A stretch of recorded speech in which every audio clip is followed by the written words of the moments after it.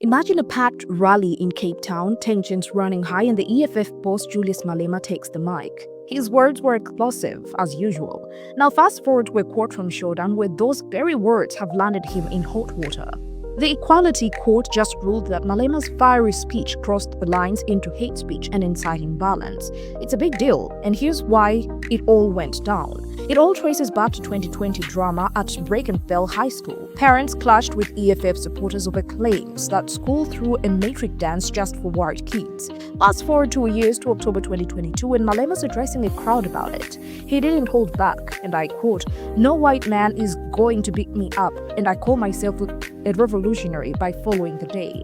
You must never be scared to kill. A revolution demands that at some point there must be killing because the killing is part of a revolutionary act." End of quote. Ouch! Those lines aimed at calling out racists ended up being seen as a call to arms. Sitting in the Western Cape High Court, Judge Mark Sure didn't mince his words in his decision. He pointed out that Malema's talk showed a real intent to spark harm and spread hatred.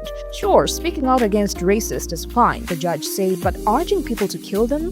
That's straight-up vigilantism, the worst kind of push toward extreme violence. And coming from the head of one of South Africa's major political parties, it could easily ignite racial clashes across the country.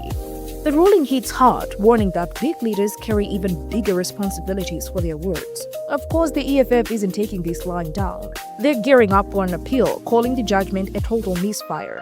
Party spokesperson Sinawo Tambo fired back, saying it's a twisted take on history, philosophy, and how politics work in free society. He argued that the court yanked Malema's words out of their revolutionary context, treating a deep political rant like a literal order to murder.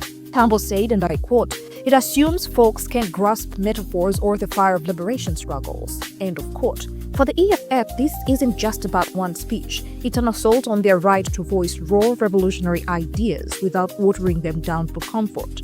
They see it as a protecting the gains from colonial times, especially for those who faced real racial pain. On the flip side, the DA is cheering. Leader John Steenhuisen hailed it as a win for justice, the Constitution, and a united non-racial South Africa.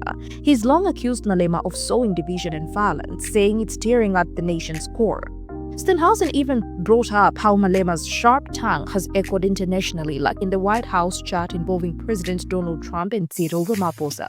He warned, stressing that ignoring it could tarnish South Africa's global image, and I quote, "This kind of talk hurts us at home and abroad." End of quote. In the end, the case boils down to where free speech ends and danger begins. Malema's convictions draws a clear line. Revolution talk is one thing, but calls that could lead to bloodshed? That's off limits. As the appeal looms, it leaves us wondering, can bold politics thrive without crossing into harm? South Africans will be watching closely, hoping for unity over division.